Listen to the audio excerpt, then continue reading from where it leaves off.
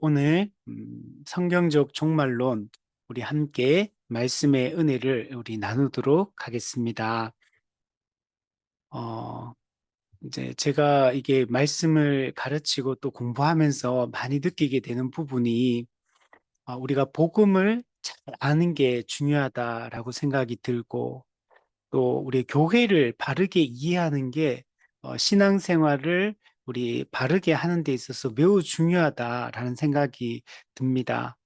그리고 이 종말에 대한 이해가 매우 중요하고, 정말 이 종말론 때문에 수많은 이단들이 등장하고 있기 때문에, 그리고 그 끼치는 해악이 너무나 광범위하고, 또 실제 우리 일상의 삶을 파괴하는 방식으로 나타나기 때문에, 그래서 우리가 올바른 종말론, 우리 성경에서 말하는 성경적 종말론, 이걸 우리는 개혁주의 종말론이다라고 이렇게 표현을 하고 있습니다.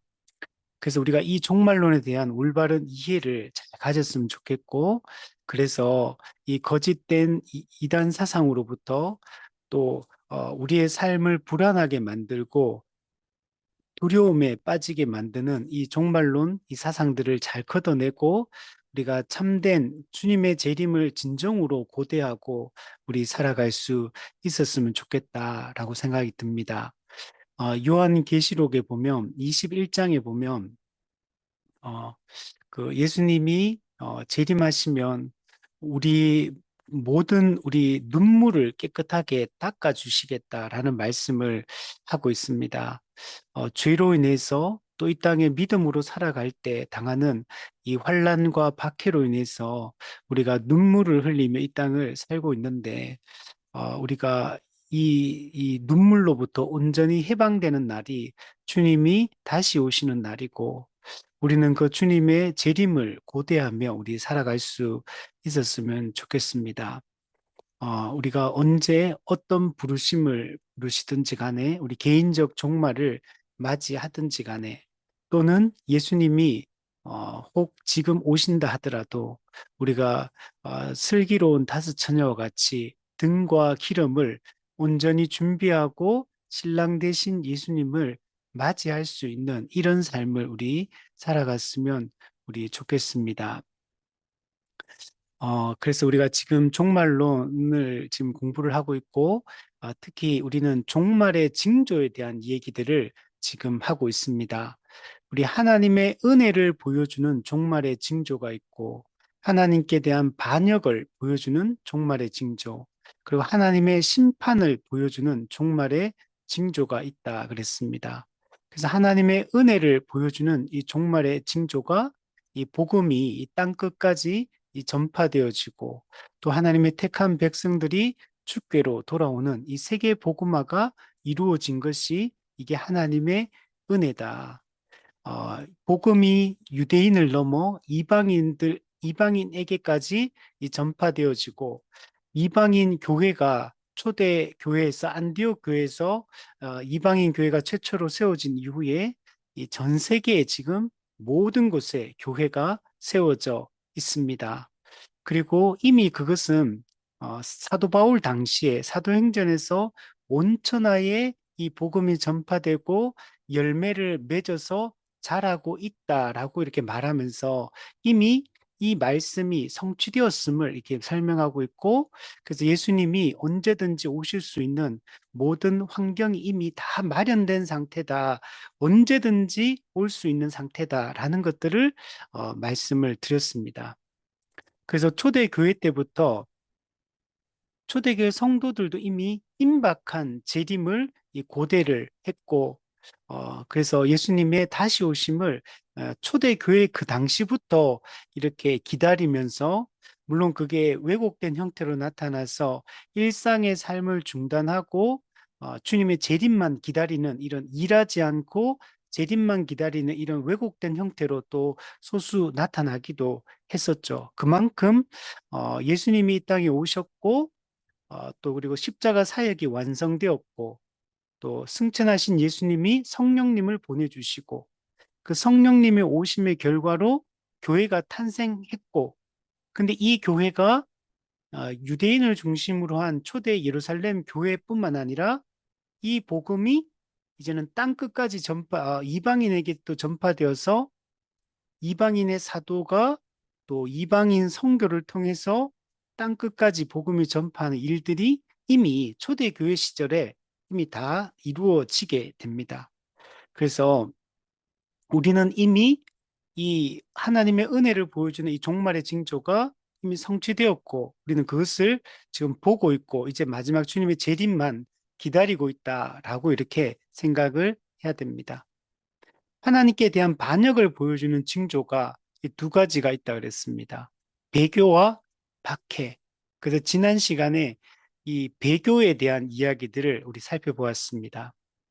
이런 이단적 가르침이 들어오고 교회 안에 있는 사람들이 배신해서 이제 교회를 떠나는 이 일들이 일어나는 게 종말이 왔다는 것을 명백하게 보여준다라고 말씀을 했습니다.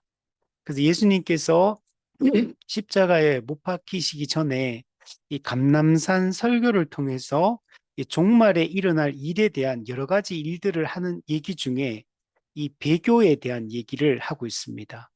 이 배교는 교회 내부에서부터 시작이 되는 겁니다. 어, 예수님을 믿는다고 외적으로 신앙을 고백했지만 종말의 때에는 교회 안에 교회 이미 들어와 있는 사람들 중에 많은 사람들이 배교하게 될 것을 이야기를 하고 있습니다. 사도 바울도 데살로니가 전서에서 먼저 배교하는 일이 있을 것이다 라고 얘기를 하고 있습니다. 그래서 거짓 선지자, 거짓 그리스도, 거짓 교사들이 일어나서 이단적 가르침을 가르칠 것이고 교회 안에 이미 신앙을 외적으로 신앙을 고백하고 교회 안에 들어와 있는 사람들 중에 많은 사람들이 믿음을 잃어버리고 교회를 떠나게 될 것을 이미 예언을 하고 있습니다. 우리는 그것을 교회사 가운데 수없이 우리가 발견하게 되고 특히 우리 21세기 우리 한국 사회를 살아가면서도 또 우리가 어, 지금 태어나서 교회 생활을 하면서 항상 이것을 우리가 많이 이렇게 보게 되는 물론 그들이 다 이제 떠났다고 일시적으로 믿음을 잃어버렸다고 해서 그들이 완전히 떠난 거라고 할 수는 없죠. 또 돌아올 수 있는 돌아오게 될 사람들도 섞여 있겠지만 그러나 예수님의 말씀처럼 말세에 믿음을 보겠느냐.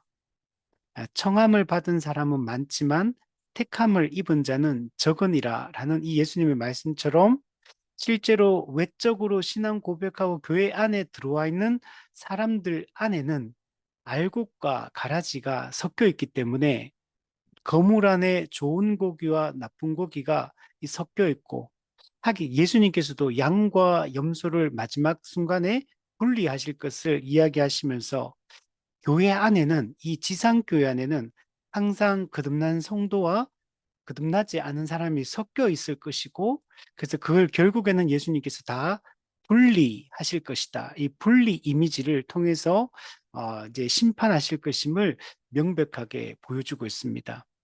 이런 것들이 이 배교 현상은 이 하나님께 대한 이 반역을 보여주는 이 종말의 징조입니다.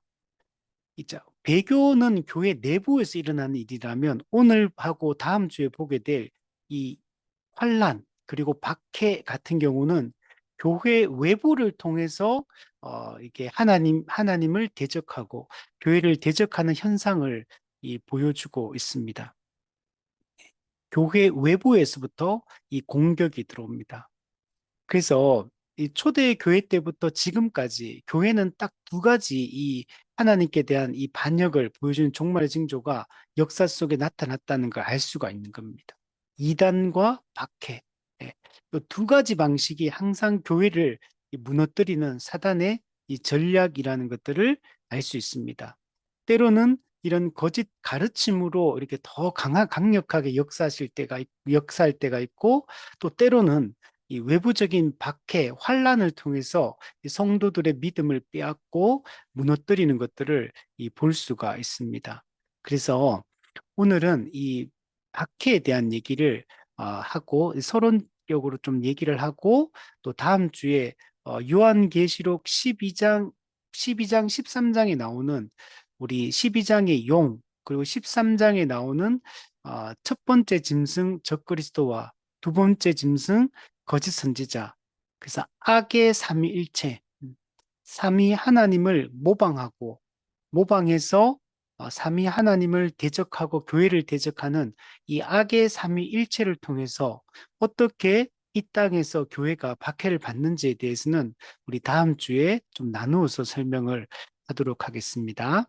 그래서 오늘은 우리 하나님께 대한 반역을 보여주는 종말의 징조 중에서 교회 외부에서 시작되는 이 환란과 이 박해에 대한 이야기들을 오늘 나누어 보도록 하겠습니다.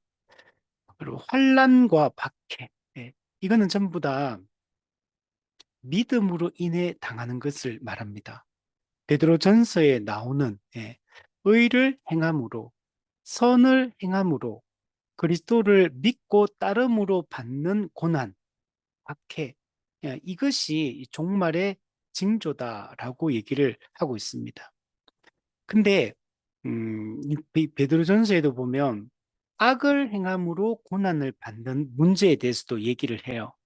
이것은 우리가 믿음으로 인한 고난이 아니잖아요. 내가 악을 행했기 때문에 받는 스스로 자초한 고난입니다.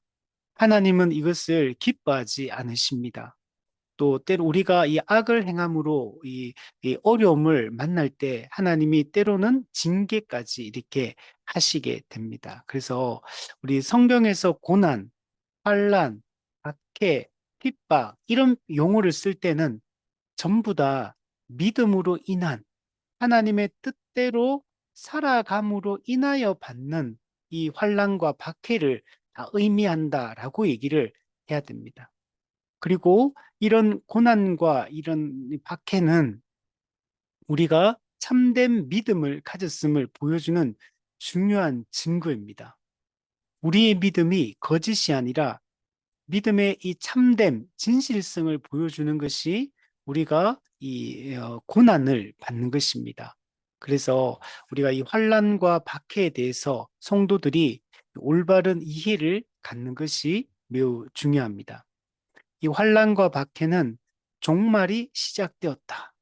사탄의 나라는 무너지고 하나님의 나라가 도래하기 시작했고 사탄의 나라의 완전한 멸망과 하나님 나라의 완전한 이 완성이 이제 눈앞에 와 있다.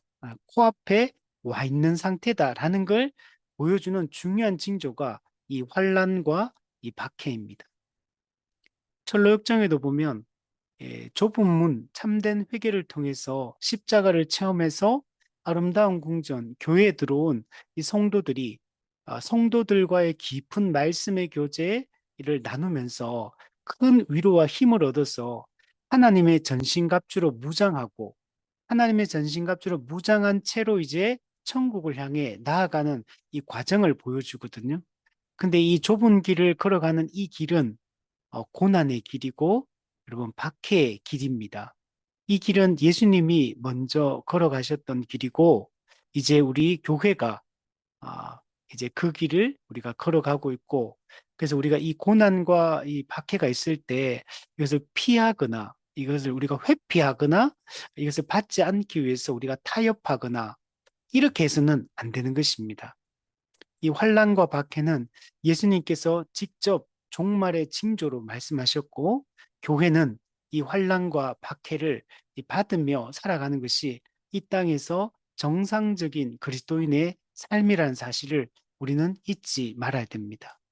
만약 믿음으로 인한 이 환난과 박해를 거부하고 우리가 이 환란을 갈라디아 말씀처럼 이 환란을 면하려고 이 복음을 타협하거나 이 복음에서 물러나게 되면 하나님께서 책망하시고 하나님께서 징계하실 것입니다.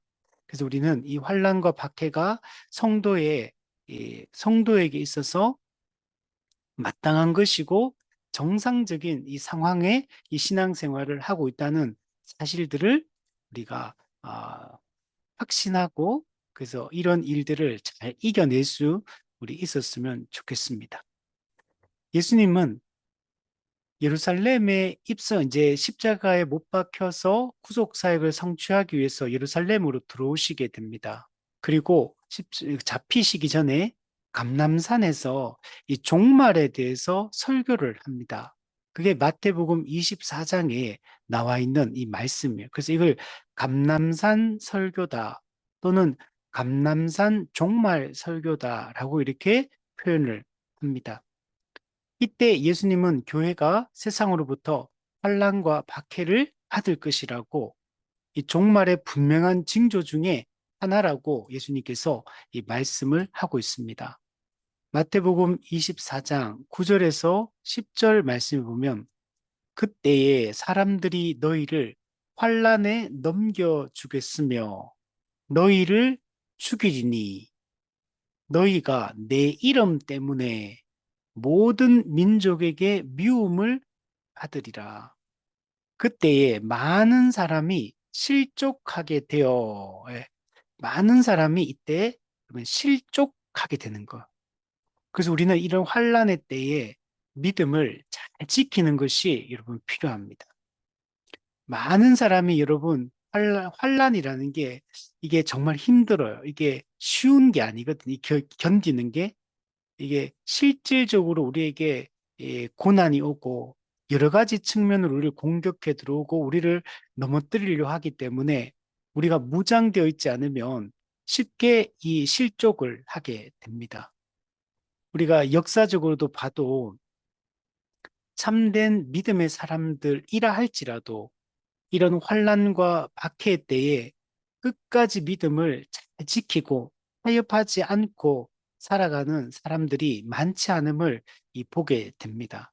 그만큼 마귀가 아주 강력하게 우리를 공격해 들어오기 때문에 우리가 믿음을 지키는 것이 정말 쉽지 않다는 걸 우리가 생각을 해야 됩니다. 일상적인 때에도 믿음을 잘 못 지키는데 이런 환난과 박해가 구체적으로 이렇게 다가오기 시작하면 참된 믿음이 평상시에 무장되어 있지 않는 사람은 이 실족하고 넘어지게 되고 일시적으로 믿음을 잃어버리게 되는 경우들을 많이 보게 됩니다. 그래서 우리가 이걸 조심할 필요가 있습니다. 그래서 서로 실족하게 되면 어때는 서로 잡아주고 서로 미워하겠다 하겠으며 이렇게 말씀하고 있습니다. 우리는 여기서 몇 가지 중요한 사실들을 발견할 수 있는데 첫 번째로 교회가 이런 환난과 박해를 받는 이유가 뭐냐면 예수님 때문에 그렇습니다. 우리 24장 9절에 보면 너희가 내 이름 때문에 모든 민족에게 미움을 받을 것이다. 네.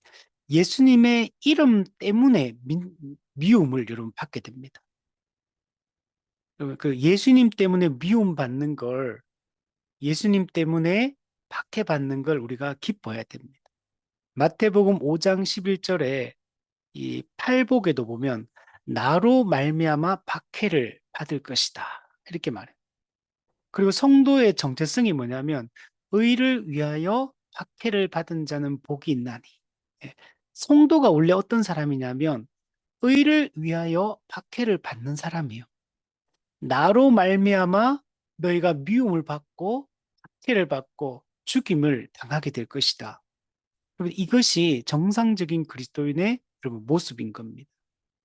만약 우리가 예수님의 이름 때문에 나로 말미암아 이 박해가 없다면 이런 고난이 없다면 그는 우리가 참된 믿음으로 살지 않기 때문에 이 박해가 없는 것이다라고 말할 수 있습니다.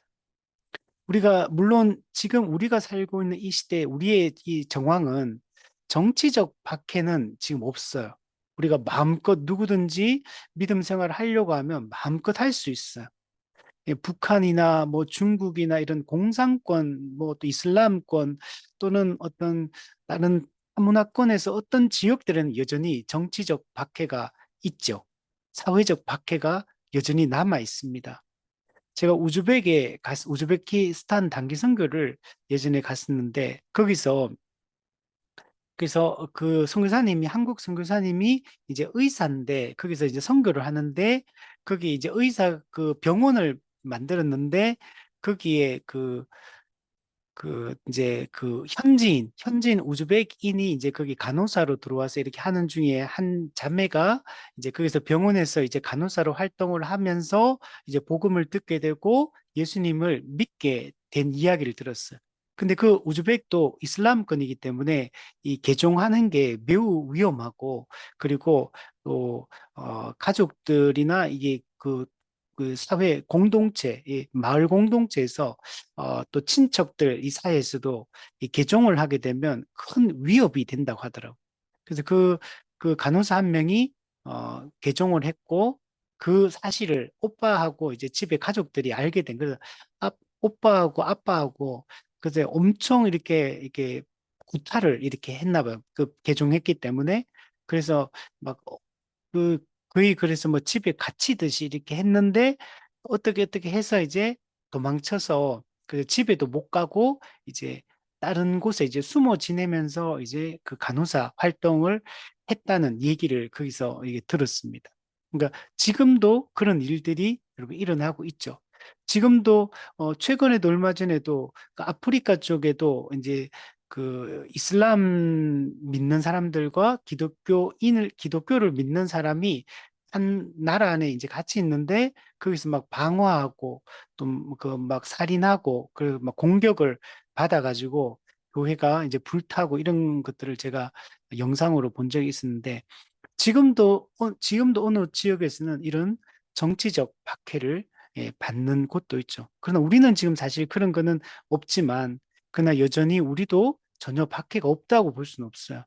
이 사회적 박해나 또는 개인적 박해들은 여전히 우리가 예수님을 믿는다는 이유 때문에 우리가 고난을 당하거나 또 피해를 보거나 손해를 당할 수밖에 없는 이런 상황들이 우리도 있습니다. 그래서 우리가 믿음으로 타협하지 말고 잘 살아가는 것이 중요합니다. 네. 근데 의를 위해 박해를 받는다는 것은 아까도 잠깐 얘기했지만 자기가 잘못해서 박해받는 것하고는 다른 것입니다. 어, 많은 경우에 있어서 이 고난과 박해라는 게 이게 내가 잘못해서 받는 이런 것들도 사실은 많이 있습니다. 그리고 내가 또 어리석은 결정을 내리고 또 미련하게 행동을 함으로 말미암아 그렇게 또 어떤 어려움을 당하는 경우도 있죠. 근데 이런 거는 성경에서 말하는 이런 고난과 박해에는 포함되지 않는 것입니다. 또 이 사회를 살다 보면 어떤 정치적 신념이라든지 어떤 종교적 신념을 어떻게 갖게 되면 또 어떤 사상에 우리가 빠지게 되면 이 고난을 당하는 경우들도 있습니다. 근데 이런 경우는 우리가 성경에서 이야기하는 의를 위하여 박해를 받는다 또는 그리스도 때문에 박해를 받는다라고 말할 수는 없습니다. 우리가 지금 얘기하는 종말의 징조로서의 이 환난과 박해라는 것은 예수님 때문에 어, 예수님을 믿고 그분의 말씀에 순종하며 살아가기 때문에 당하는 이 박해를 우리 의미합니다. 두 번째는 신자들에 대한 이 박해의 종류가 다양하다는 것들을 볼 수가 있습니다. 우리 24장 9절에 보면 1차적으로 예수님의 이름 때문에 미움을 받게 될 것이다. 예수님을 믿고 따르기 때문에 우리 미움을 받는다. 또 환란에 넘겨질 것이다. 또 심하면 죽임을 당하게 될 것이다. 마태복음 5장 11절에도 보면 욕을 먹을 것이다. 박해를 받을 것이다. 거짓으로 거슬러 모든 악한 말을 하는 것을 듣게 될 것이다. 이렇게 이야기를 하고 있어요. 베드로전서 1장 6절에도 보면 여러 가지 시험, 여기서 시험은 이제 시련, 유혹, 박해를 얘기합니다. 여러 가지 시험으로 말미암아 근심하게 되지 않을 수 없다 이렇게 얘기해요. 여러 가지 형태로 이런 시험과 환란이 우리에게 찾아온다라고 얘기를 하고 있습니다. 그래서 사람마다 성도들마다 똑같은 종류의 이런 고난과 박해가 찾아오는 것은 아니다. 그러나 여러 가지 형태로 우리에게 믿음으로 인하여서 우리가 믿음 생활을 하지 못하게 만들고 말씀에 순종하고 교회를 중심으로 살아가는 것을 방해하고 우리가 이 땅의 것이 아니라 하늘의 것을 소망하며 우리가 믿음의 삶을 살아가는 것을 방해하는 이런 요소들이 반드시 우리 가운데 있다는 걸 우리가 잊지 우리 말아야 됩니다. 그래서 우리 성경의 인물들을 보면 이 믿음으로 인하여 당하는 이 환난과 박해가 얼마나 심했는지를 볼 수 있고 많은 경우에 있어서 순교까지 당했던 이 경우들이 상당히 많다는 걸 알 수가 있습니다. 우리 예수님께서도 말씀하셨죠. 내 자기 십자가를 지고 나를 따르라 이렇게 말하잖아요. 그 십자가를 지고 나를 따르라는 게 죽음을 각오하고 나를 따르라 라는 얘기를 하고 있거든요. 그러니까 우리가 이 주님을 따르다가 때로는 목숨을 내어놓아야 될 그때도 있을 수 있습니다. 우리 과거의 일제시대 때 실제로 그랬죠. 목숨을 걸고 신앙생활을 했고 우리 많은 그 사람들이 일제시대 때도 목숨 걸고 신앙생활을 했고 또 6.25 동란 때도 좌우가 대립되면서 그때 많은 그리스도인들이 또 죽임을 우리 당했고 또 뭐 최근에 또 미국에서도 그때 총기 난사 이런 거 자주 미국에서 일어났었잖아요. 그때 기독교인이라는 이유로 그때 한번 제가 언젠지 정확히 기억은 안 나는데 그때 뉴스 나왔던 걸 기억하는데 그때 그 총기 난사했던 사람이 네가 예수님을 부정하면 내가 너 살려주겠다 했을 때 그 여학생이 예수님을 부정할 수 없다 해서 총에 맞아서 죽었던 그런 경우도 있었죠. 그 최근에 이제 그 있었던 일이죠. 그런 일들도 실제로 지금도 그런 일들이 있고 또 앞서 얘기했듯이 제가 얼마 전에 보았던 저 아프리카 쪽에 거기도 교회가 불타고 거기서 타종교인에 의해서 이 기독교인들이 죽임을 당한 그런 것들도 있었고 우리 몇 년 전에 한국 선교사님도 그런 게 있었죠. 한국 선교사님 그 이제 하고 아들하고 그러니까 거기서 괴한이 습격해서 이렇게 또 죽임을 당했던 적도 있었죠. 그러니까 그리고 또 북한에도 예전에 제가 간정 들었던 것 중에 북한 여군 장교가 탈북을 해가지고 이분이 한국에 왔는데 이분이 원래 집안이 되게 조금 고위층의 집안이었는데 어떻게 하다가 뭐가 문제가 생겨서 이 사람이 저기 함경도 저 북쪽에 있는 거기 한강 같은데 거기 이제 자기도 그 죄수로 이제 끌려갔는데 거기 가서 깜짝 자기가 놀랐던 게 그 용광로 같은 데서 뭐 이렇게 작업하고 이런 일들을 하는데 완전히 사람 모양이 아니고 막 등이 다 휘고 이렇게 막 몰골이 막 사람이라고 보기 힘들 정도의 그런 몰골을 한 사람들이 거기 있었는데 이제 그 사람들이 처음에 누군지 몰랐는데 나중에 알고 보니까 이 신앙 때문에 잡혀왔던 정치범 수용소에 끌려와서 있던 그 간증이더라고요.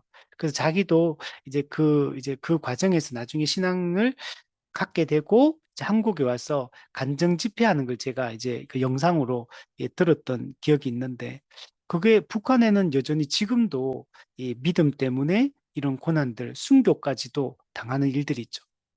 근데 꼭 우리가 순교까지 하지 않는다 하더라도 우리가 끝까지 이 땅에 살아있는 동안에 믿음을 지키며 이 땅 가운데서 우리가 살아가고 많은 불이익과 손해와 이런 미움을 받고 이런 것들을 견디며 살아가는 것도 결코 여러분 쉬운 일이 아닙니다.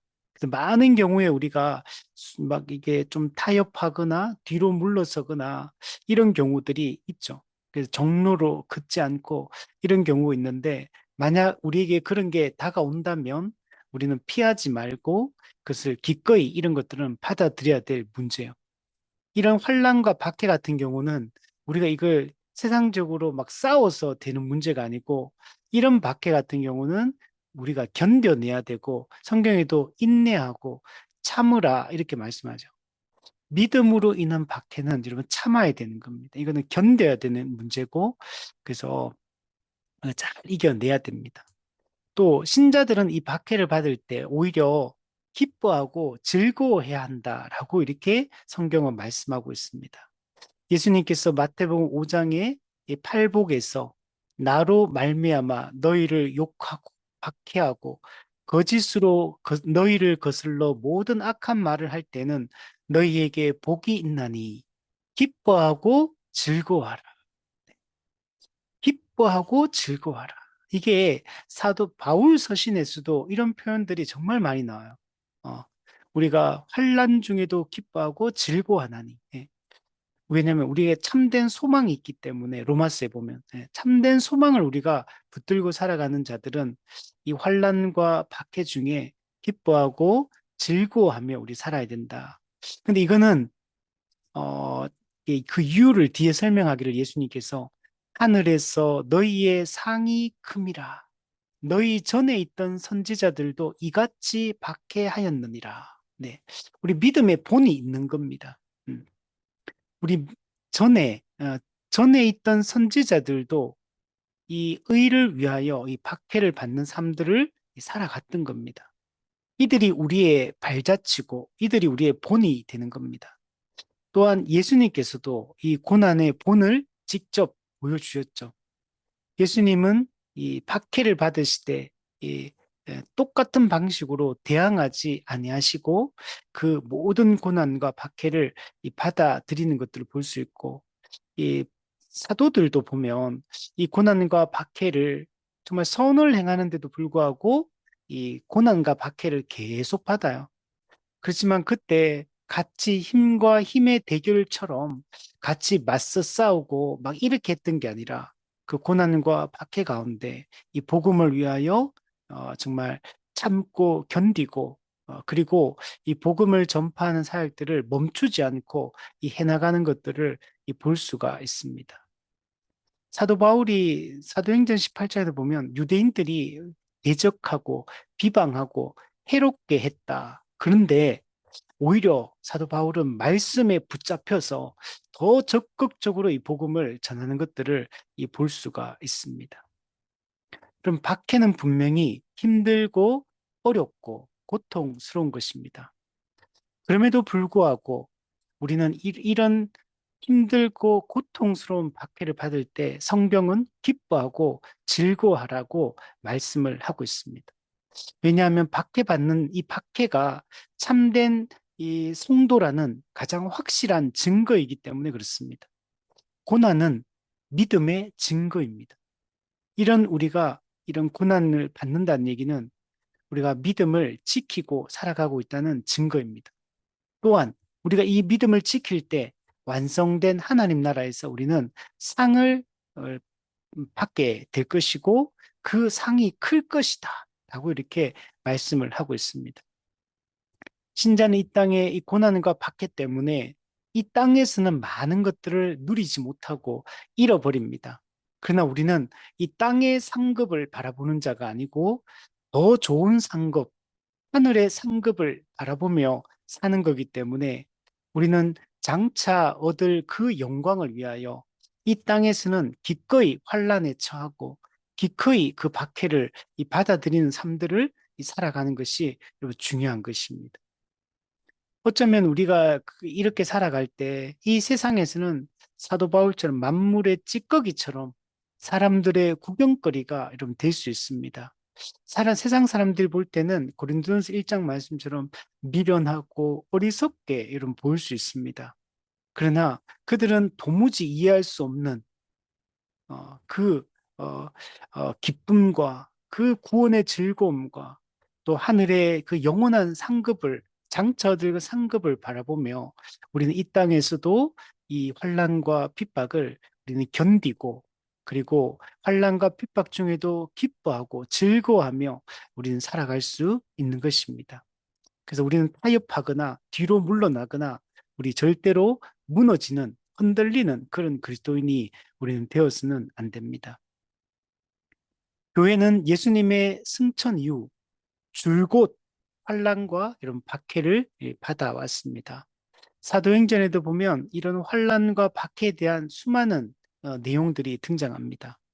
유대인들은 끊임없이 사도들을 이게 고소하고 고발하고 재판정에 세워서 때리고 감옥에 가두고 돌로 치고 칼로 목을 베고 예, 수많은 방식으로 그리고 스스로 하지 못할 때는 또 총독의 힘을 빌어서 또 무리를 선동해서 또 사람들을 충동시켜서 이렇게 박해하고 몰아붙이는 것들을 볼 수가 있습니다. 그러나 절대로 이 사도들은 포기하지 않고 그 길을 복음을 전파하고 주님의 몸된 교회를 세우는 일에 온 힘을 기울이고 있는 것들을 볼 수가 있습니다. 제가 사도행전 연구하다가 사도 바울이 어느 한 지역에 들어갔을 때는 돌에 맞아가 거의 반죽음이 됩니다. 그 사람들이 죽은 줄 알고 그냥 죽었다고 생각해가지고 이 바울을 시체 버리는 데 갖다 던져 놓는 그게 있거든요. 그런데 바울은 깨어나자마자 그 자기를 그렇게 공격했던 그 도시로 또 들어갑니다. 저는 그 장면 보고 와, 참 그 정도의 일을 이렇게 사람들이 볼 때 그 죽은 줄 알았거든. 죽은 줄 알 정도로 심각한 이 그런 고생을 그렇게 이렇게 구타를 당하고 했는데 근데 바울은 깨어나자마자 또다시 자기를 구타했던 그 도시로 또 들어가서 또 복음을 전하는 이게 도대체 어떤 마음인가 생각할 수 있죠. 사도 바울은 여러 차례 이런 이 고난을 받고 감옥에 갇히고 매를 맞고 위협을 받고 이 거짓 고소를 당하고 정말 우리가 이런 거 한 가지라도 우리가 당하면 우리가 트라우마가 생겨가지고 잘 못 견딜 거야. 우리는 저는 이제 제 자신을 봐도 사람들을 봐도 정말 우리는 약해요.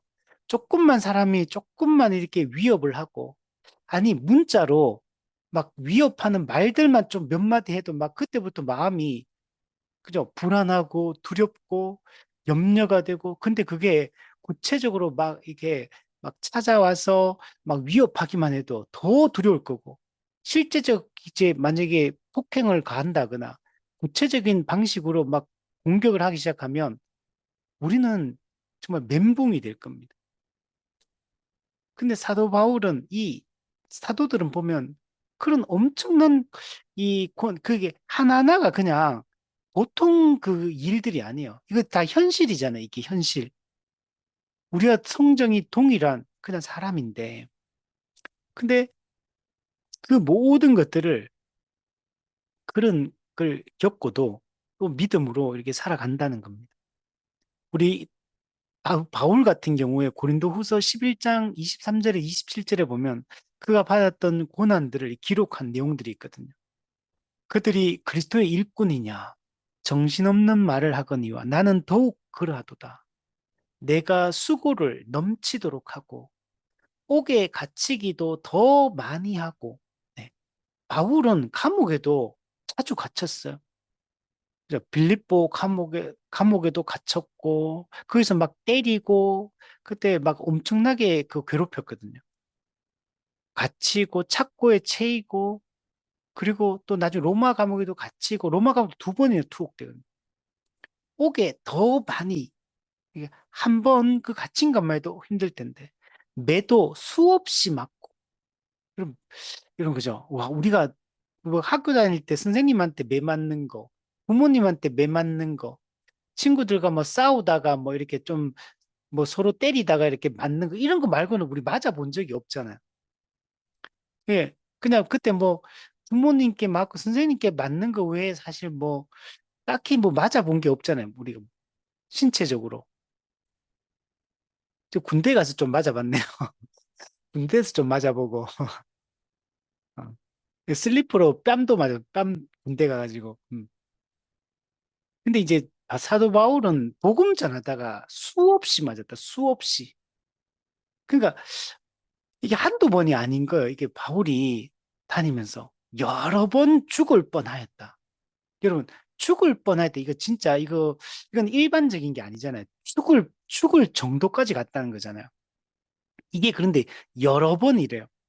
지금 사도 바울이 하는 말들은 전부 다 한 번이 아니에요, 전부. 많이, 더 많이, 수없이, 여러 번. 유대인들에게 40에 하나 감한매를 5번 맞았다. 이게 40대 때리면 죽으니까 사람이 39대까지만 딱 때리거든요. 근데 이걸 5번 맞았대요. 사람이 제가 진짜 그 학교 다닐 때 밀대로 이렇게 선생님이 밀대로 그때 엎드려 뻗쳐 해가지고 그때 학생들 뭐 잘못해가지고 반 전체가 밀대로 맞았거든요. 근데 그 진짜 옛날에는 선생님들이 진짜 가차 없이 막 때리잖아요. 그냥 살살 때리는 게 아니잖아요. 막. 진짜 그 막 밀대 그걸로 해가지고 그때 한 사람당 몇 대씩 맞았거든, 그 당시에. 그 지금 맞으면 진짜 아프잖아. 이걸 갖다가 39대를 맞고 이걸 근데 5번 세트, 5세트를 맞은 걸. 3번 태장으로 맞았다. 태장도 3번. 1번 돌로 맞았고. 또 돌에 이런 작은 돌도 한 맞으면 얼마나 아프겠습니까? 근데 이게 돌로 치는 게 서대반이 첫 번째 순교로 돌에 맞아 죽잖아요. 그럼 만약에 주먹만한 돌 하나 내 이마에 맞았다. 이거 얼마나 아프겠어, 이게. 주먹만한 돌이 날아가 내 배에 맞았다. 내 어깨에 맞았다. 내 무릎에 맞았다. 아마 그냥 한 방만 맞아도 우리가 쩔뚝쩔뚝 평생 쩔뚝쩔뚝 그래 살 수도 있거든요. 3번 파손했다. 배가 부서져서 바다에 빠져 죽을 뻔하고 일주야를 깊은 바다에서 그냥 아마 이거는 깊은 바다에서 지냈다 이 말은 물에 둥둥 떠다녔던 것 같아요. 뭐 나무 통나무든 뭐 짐 같은 거 붙잡고 이걸 일주일 동안 바다에 떠내 이게 그렇게 됐다는 거죠. 여러분 영화 보면 그 이런 영화들이 있거든요. 그 비행기 타고 가다 비행기가 추락해가지고 배가 또 깔아앉아가지고 그 보트 같은데 사람들이 이제 그 바다 막 떠돌면서 이런 것들이 이제 실화들도 많이 있었잖아요. 영화에 보면 그죠? 이게 일주일 동안 깊은 바다에서 이렇게 빠져 있었다. 여러 번 여행하면서 이 당시는 걸어 다니니까 강도도 많고 짐승의 습격도 많아요. 그래서 가면서 강의 위험, 강이 범람해서 죽을 뻔해 빠져 죽을 뻔하고 강도의 위험, 강도도 당해보고 동족의 위험. 이 유대인들이 엄청 공격했거든. 사도 바울은 가는 곳마다 회당을 중심으로 복음을 전했는데 거기 가면 유대인들이 항상 있어. 동족의 위험, 이방인의 위험, 또 그죠? 이 이방인들 우리가 딴 나라 가기만 해도 이게 무섭거든요. 우리가 그죠? 우리가 우리나라 안에 있으니까 이게 무섭게 느껴지는 거지. 그죠? 다른 지역에 이렇게 가보면 그 사람이 이상한 사람도 아닌데도 불구하고 그냥 무섭게 느껴집니다. 그런 사람이. 우리가 한국에서도 이런 외국인 노동자들도 요즘 많다 보니까 막 떼지어서 다니는 경우도 많거든요. 이런 분들만, 이런 사람만 막 만나도 갑자기 막 무섭게 느껴지고 하잖아요. 근데 이 타 지역에 가서 복음을 전하다가 거기에 문화와 그 종교와 이런 걸 반대하면서 이런 복음을 전하기 때문에 이 위험이라는 거는 이건 엄청 무서운 거예요, 이게. 이방인의 위험. 저도 이제 그 티베트에 단기 선교 갔을 때 그때 차 타는 문제 때 택시를 대절했는데 택시 대절하는 가운데 뭔가 문제가 생겨가지고 그 당시에 우리가 그때 그 교회 청년들하고 저하고 이제 몇 명이 같이 갔었는데 그 상당히 위험했어요. 그 사람들 티베트 사람들은 작은 칼을 들고 다니거든 이 사람들은 그 고지대 가면 그래서 막 위협하고 막 그때 그런 게 있었거든요. 물론 이제 차 타고 지나가면서 위협해서 그 신랑이 있고 나서 감정이 상한 상태에서 위협을 우리가 그때 받았었거든요. 그거 엄청 무섭더라고. 딱 겪고 나니까. 근데 이런 것들 있죠. 시내의 위험, 광야의 위험, 바다의 위험, 거짓 형제의 위험, 수고하고 애쓰고 여러 번 자지 못하고 줄이며 목마르고 여러 번 굶고 춥고 헐벗었노라. 예, 복음을 위하여 살아가는 동안에 이런 수많은 어려움들, 여러 번 수없이 이런 일들을 당했다는 것. 그런데도 포기하지 않고 바울은 표대를 향하여 달려갈 길을 끝까지 걸어갔죠. 그래서 모든 그 당시에 사도 요한 빼고 모든 이 사도들이 다 순교를 당하잖아요. 근데 사도 요한은 순교는 당하지 않아도 사도 요한 같은 경우에도 그 밤모습에 유배되어서 엄청 고난을 겪어요. 도미티안 황제 때. 그리고 실제로 사도 요한의 제자인 그 폴리갑이 나중에 화영당에 순교를 또 합니다. 사도 바울은 디모데후서 3장 12절에서 무릇 그리스도 예수 안에서 경건하게 살고자 하는 자는 박해를 받으리라. 경건하게 살고자 할 때 이런 박해를 받는 것은 당연한 것입니다. 그래서 우리가 이것을 두려워하지 말고 이 길을 걸어가야 됩니다. 그럼 종말의 때를 살아가는 신자들에게 다가 있어서 이 환난과 박해는 우리가 좀 더 믿음의 눈으로 바라볼 필요가 있습니다. 첫 번째는 신자가 당하는 환난과 박해는 그리스도의 발자취를 따르는 겁니다. 그리스도가 걸어가신 그 길을 따르는 걸. 우리 복음의 기초 국가에서 비용 계산, 우리는 고난과 죽음을 각오하고 주님을 따라가야 됩니다. 베드로전서 2장 말씀에도 죄가 있어 매를 맞고 참으면 무슨 칭찬이 있으리요. 그러나 선을 행함으로 고난을 받고 참으면 이는 하나님 앞에 아름다우니라. 이를 위하여 너희가 부르심을 받았으니 그리스도도 너희를 위하여 고난을 받으사 너희에게 본을 끼쳐 그 자취를 따라오게 하려 하셨느니라. 이거는 예수님이 먼저 걸어가신 본이고 우리가 따라 걸어가야 될 그런 발자취인 겁니다. 그리스도께서 우리를 위하여 고난을 받으셨습니다. 이사야 53장에 그리스도는 고난의 종으로 이 땅에 오셨습니다. 우리도 마땅히 제자인 우리도 스승이신 그리스도를 따라 우리가 이 길을 걸어가야 됩니다. 좁은 길은 이 고난의 길이고 박해의 길이에요. 그러나 이 길이 생명의 길이고 영광의 길입니다. 둘째는 그 환난과 이 박해는 우리로 하여금 인내와 소망이 더욱더 굳건하게 자라게 합니다.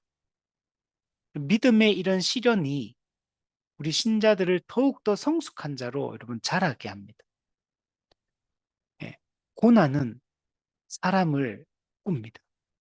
그래서 이 고난이 우리에게 그냥 이게 다 어떤 이게 부정적인 의미만 가지고 있는 게 아니라 고난 받은 자가 자신을 돌아보게 되고 믿음을 더 견고하게 하는데 이게 사용되는 도구라는 것들을 알 수가 있습니다.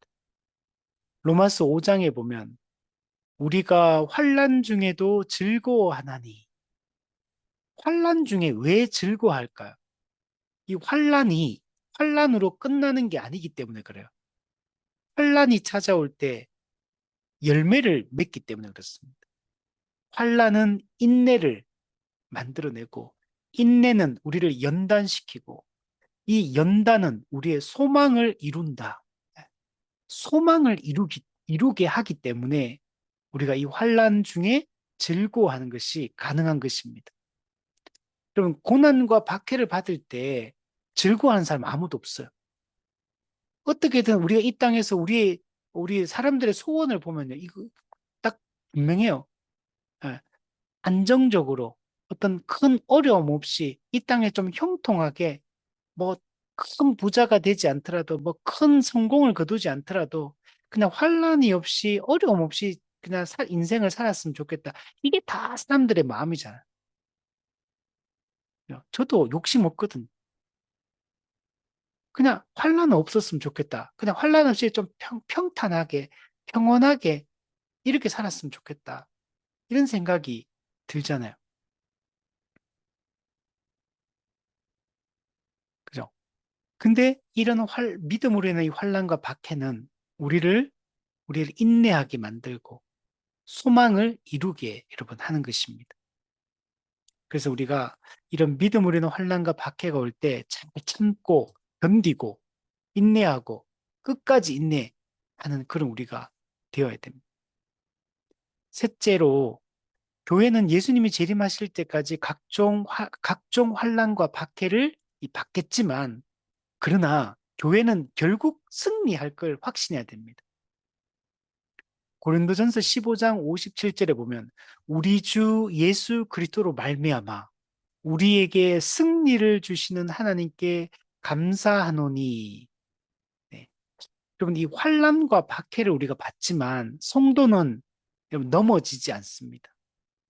우리가 거꾸로 떨림을 당하지만 완전히 넘어지지 않아요. 우리의 힘으로 넘어지지 않는 게 아니라 그리스도의 능력으로 우리는 승리하기 때문에 여러분 넘어지지 않습니다. 궁극적으로 성도는 넘어지는 것 같아도 여러분 넘어지지 않습니다. 사도 바울도 로마서 8장에서 이렇게 얘기합니다.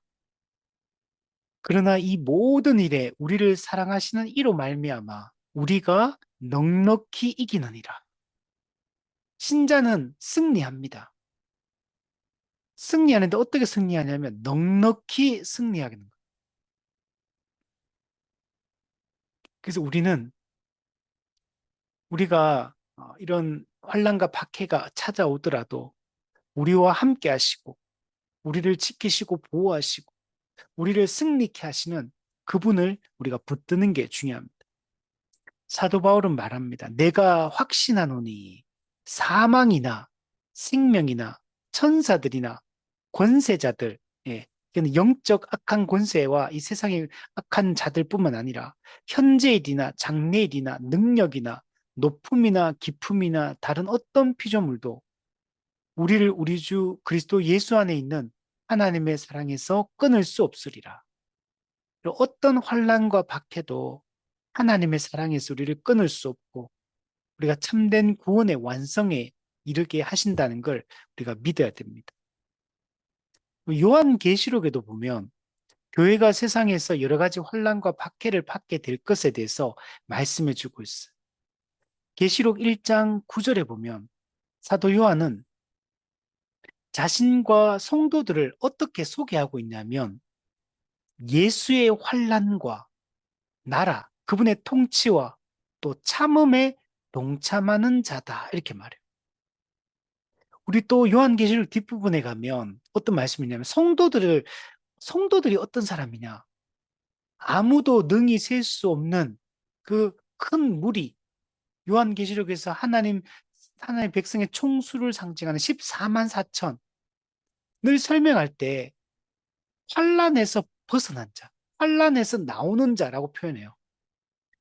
여러분, 참된 믿음을 가진 성도는 이 땅에서 환란을 받지만 이 환란에서 믿음을 지키고 인내하며 결국 승리하는 존재. 이게 바로 성도, 이게 구원받는 하나의 백성이다 라고 얘기를 해요.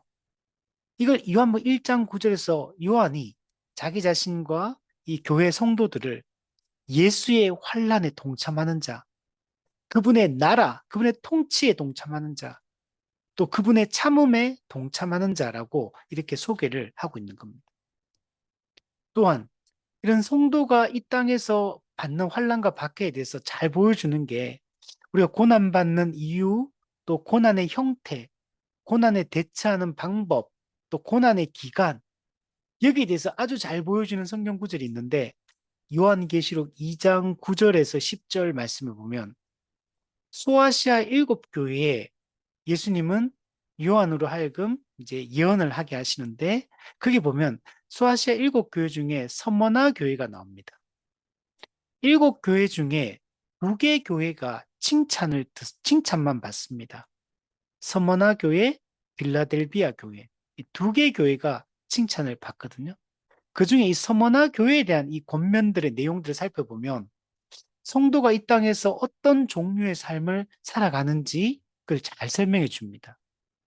교회가 세상에서 고난을 받는 이유, 또 고난의 형태, 고난에 대처하는 방법, 고난의 기간, 여기에 대해서 상세하게 설명해 주고 있고, 이 말씀이 우리에게 얼마나 큰 위로가 되는 말씀인지 몰라요.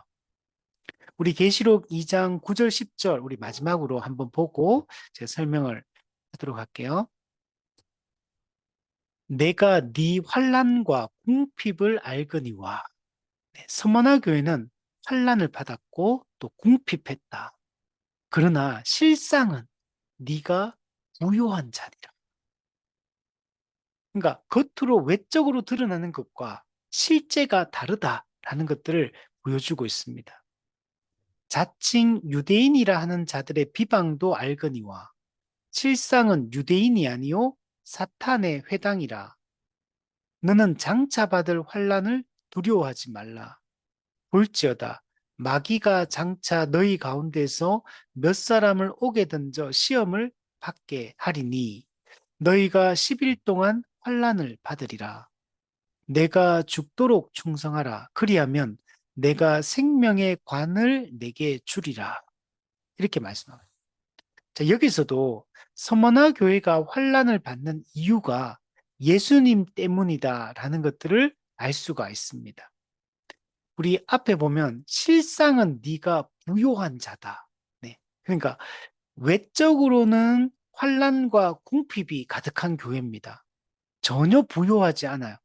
그런데 예수님께서 왜 서머나 교회를 실상은 네가 부요한 자다라고 얘기하냐면 예수님을 믿고 따르기 때문에 예수님께 충성하고 있기 때문에 세상의 유혹에 타협하지 않고 오직 그리스도와 그리스도의 의를 위하여 살아가기 때문에 영적으로는 부유한 자다라고 말하는 겁니다.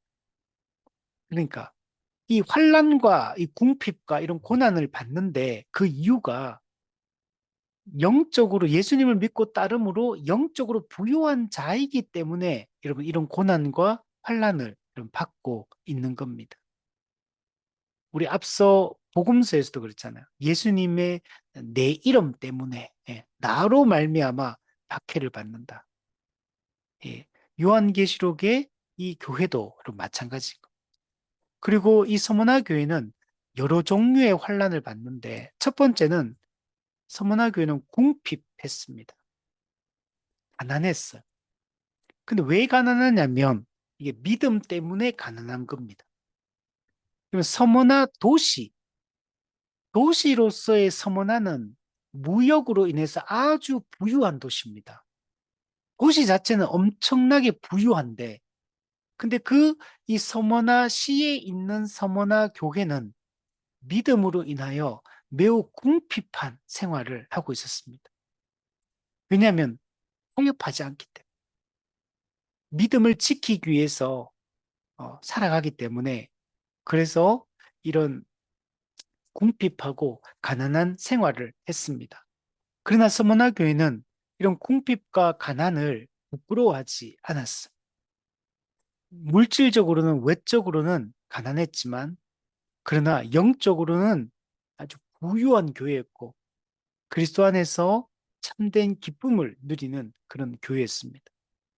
우리도 어쩌면 이 땅에서는 믿음으로 살아가기 때문에 많은 것들이 제약받을 수밖에 없거든요. 그럼 그리스도인들이 다 무한 게 아니잖아요. 오히려 믿음으로 살아가기 때문에 세상의 어떤 어, 그것들을 타협하지 않고 어떤 그 불법을 저지르지 않고 그렇게 살기 때문에 이 세상적으로는 가난할 수 있는 겁니다. 궁핍할 수 있어. 그러나 이게 교회적 삶을 통해 이 가난의 문제가 해결되는 방식으로 교회는 풍요로움을 누리며 살게 되는 것. 두 번째는 서머나 교회는 유대인들이라 하는 자들의 비방을 받습니다. 비방. 첫 번째는 궁핍, 두 번째는 비방. 자칭 유대인이라 하는 자들로부터 네, 비난과 고소 등 수없이 이 괴롭힘을 여러분 당했습니다. 근데 이들은 실상은 유대인이 아니고 사탄의 회당이다. 네, 그러니까 이 사람들은 실제로 유대인이 맞습니다. 실제 유대인인데, 근데 이 왜 유대인은 원래 하나님의 백성을 지칭하는 용어로 사용돼야 되는데, 근데 지금 여기서는 자칭 유대인이다. 실제로 하나님의 백성이 아니다. 유대인이긴 하지만 하나님의 백성이 아닌 사람들이요. 자기들이 선민이라고 했잖아. 근데 실제로는 하나님의 백성이 아닌 자들이요. 이들은 외적으로 볼 때는 유대인이지만 실제로는 사탄의 회당이다. 사탄의 모임이에요. 사탄의 모임. 사탄을 왕으로 섬기는 그, 그 모임. 이들로부터 서머나 교회는 비방을 받았습니다. 세 번째는 서머나 교회는 성도들이 감옥에 갇혔습니다. 교인들 가운데 몇 사람을 감옥에 던져 여러분 고난을 받게 했습니다. 믿음으로 인하여 여러분 이 모든 것을 가두고 괴롭혔던 겁니다. 그러나 스무나 교회는 몸은 감옥에 갇혔지만 그의 마음과 영적으로는 전혀 갇히지 않았습니다. 이런 위협과 이런 이 수없는 이런 괴롭힘들 이런 것들을 다 당했지만 서문화 교회는 그 감옥에서도 타협하지 않고 믿음을 지키며 끝까지 걸어갔습니다. 근데 이 기간은 10일 동안이었다. 10일. 10일 동안 감옥에 갇혔다는 얘기는 성도가 믿음으로 받게 되는 이런 고난의 기간이 제한적이다라는 걸 얘기해요. 그냥 성도가 믿음으로 인해 수없이 고난만 당한다면, 그럼 우리가 너무 힘들겠죠. 끝없이 고난 당한다면. 근데 성경은 명백하게 얘기해요. 우리 베드로전서에서도 여러 가지 시험으로 말미암아 근심하지만 그 근심을 잠깐 근심하게 되지 않을 수 없으나 이렇게 말했거든요. 잠깐이라 그랬어. 여기서는 여기서는 10일 동안 고난을 받을 것이다. 이것도 짧다라는 걸 얘기하는 거예요. 제한적이고 그리고 짧은 기간 동안 고난을 받는다라고 얘기를 해주고 있습니다. 그리고 이 악이 요한계시록 악이 득세하지만 이들은 갑자기 한 시간에 멸망을 당할 거다. 네. 성도가 교회를 괴롭히고 성도를 삶을 제한하는 이들의 이 권력이 무한정 한없이 그 권세를 가지고 교회를 공격할 것 같지만 그들은 한순간에, 한 시간에 갑자기 멸망해버려요. 그래서 우리가 지금 볼 때, 지금 언제 도대체 이 고난이 끝날까 싶어도 그렇지 않다. 한 시간에 갑자기 순식간에 그냥 끝나버립니다. 우리는 예수님의 재림이 아주 멀게 느껴지잖아요. 지금 여러분, 오늘 살면서 오늘 예수님이 오실 것 같은 느낌이 들었습니까? 근데 아직까지 우리는 아주 한없이 멀리 있을 것 같은 느낌이잖아요. 근데 성경은 그렇게 말하지 않아요. 도둑같이 갑자기 올 것이고. 그리고 번개가 동쪽에서 서편으로 번쩍임 같이 명백하게 누구에게 다 알 수 있게끔 갑자기 오실 것이다. 임신한 여자에게 해산의 기한이 닥치는 것처럼 갑자기 임할 것이고 이 큰 성 바벨론 이 세상은 한 시간에 갑자기 멸망하게 될 것이다. 그리고 성경은 이 종말의 기간을 명백하게 얘기를 해줘요. 42달이다. 1260일이다. 한때, 두때, 반때다.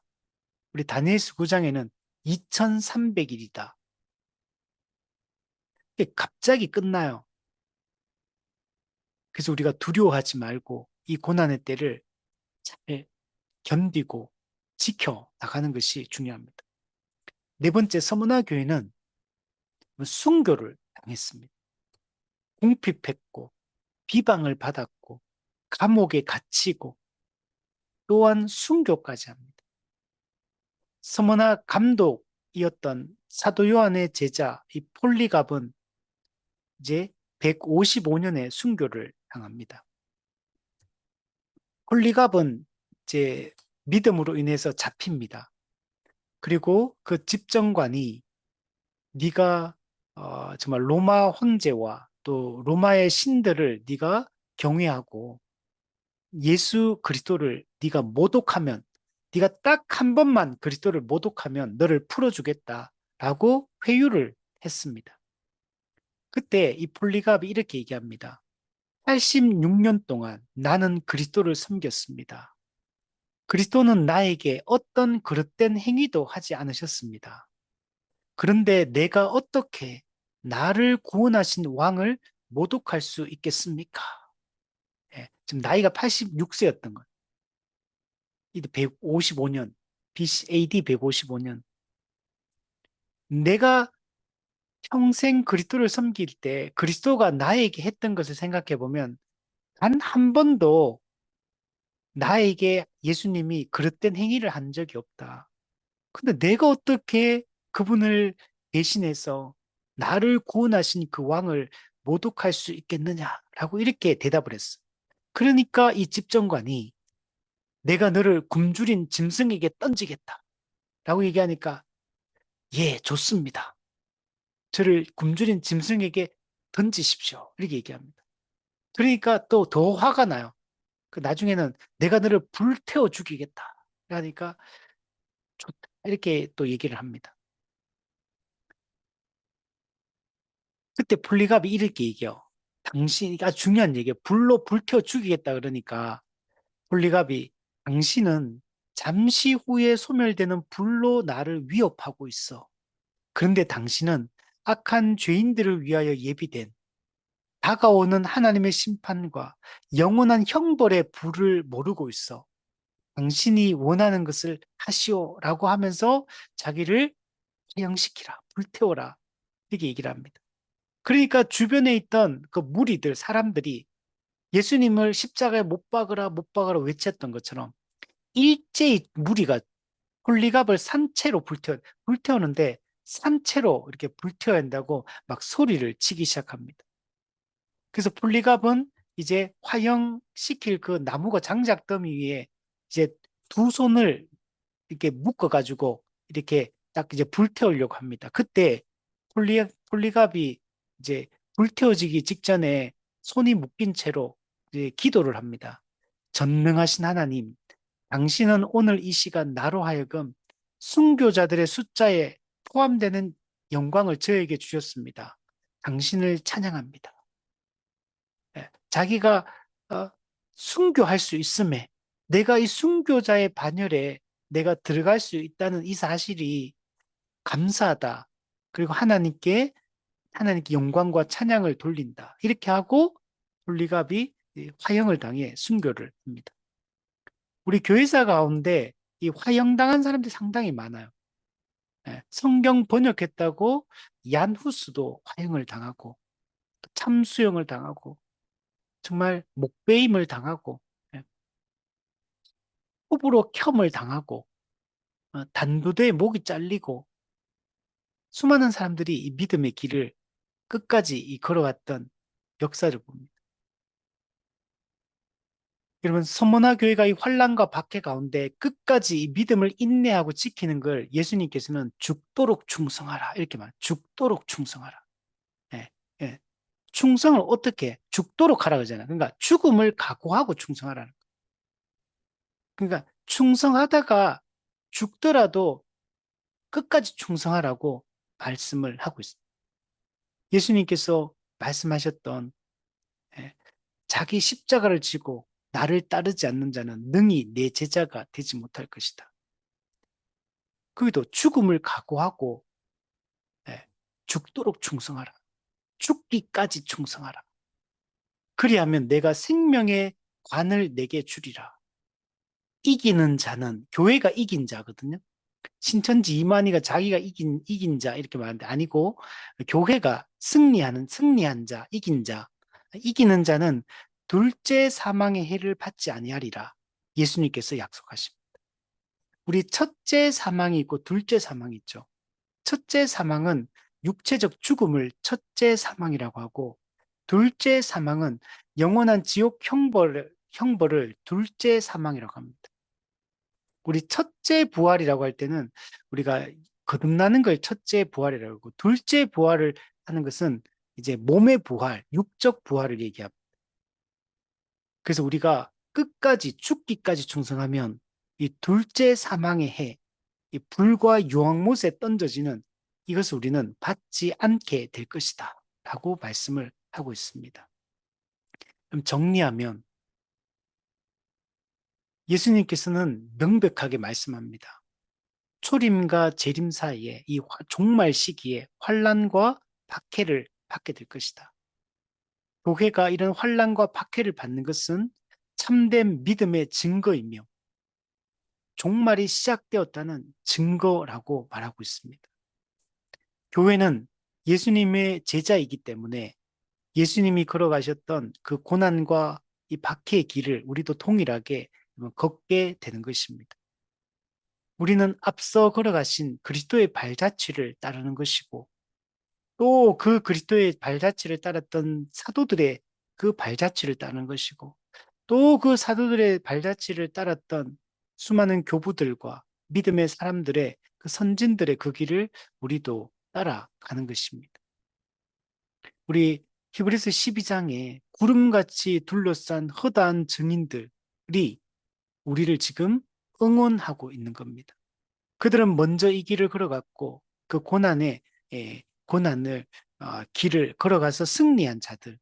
그들은 지금 우리 현역 선수로 지금 이 땅에서 뛰고 있는 우리를 관중석에서 그 장면이 운동 경기할 때 관중석에서 응원하는 그 장면이거든요. 먼저 승리한 우리 믿음의 선배들이 예, 관중석에서 지금 이 경기를 지금 뛰고 있는 우리에게 지금 응원의 박수를, 격려의 박수를 현재 보내고 있는 겁니다. 우리도 이 길을 끝까지 잘 걸어가야 돼요. 예수님께서 교회를 보호하시고 다스리기 때문에 성도는 이 환난과 박해를 이길 수 있습니다. 우리 다음 주에 보게 될 계시록 12장부터 22장까지 여기 보면 아주 중요한 얘기가 있는데 12장 6절에 보면 거기 보면 용이 등장해요. 용, 사탄. 사탄이 예수님을 죽입니다. 근데 이 구약 교회를 기반으로 해서 예수님이 이 땅에 오시게 되고 그리고 예수님을 마귀가 십자가 못 박아 죽게 합니다.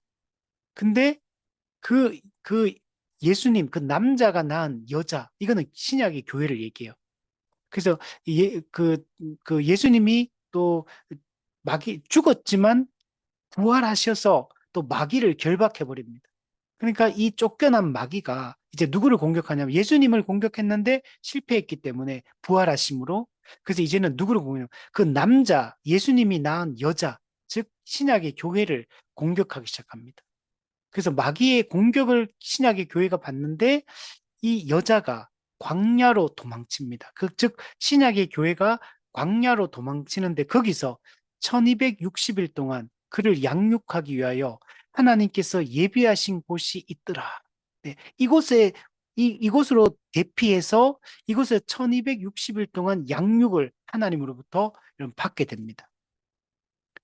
여기서 이게 1260일이 바로 종말을 초림과 재림 사이를 얘기하고 여기서 하나님이 예비하신 이 광야에서 양육받는 얘기는 교회가 영적으로 이 종말 기간 동안 완전한 보호를 받는다는 걸 얘기를 합니다.